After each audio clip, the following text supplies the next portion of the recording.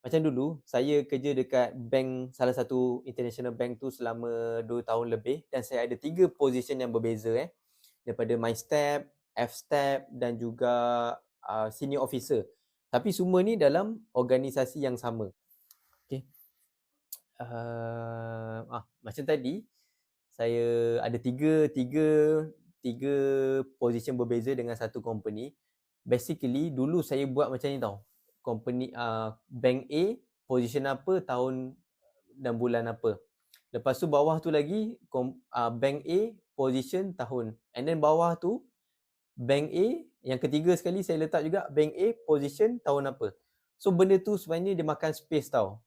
Okay, dia makan space 1, 2, 3. Itu kalau satu company yang sama ada 3 position berbeza. Cuba korang bayangkan kalau korang ada 3 company yang sama, ada setiap 3 company tu ada lagi 3 position yang berbeza. Lagi ada banyak makan space.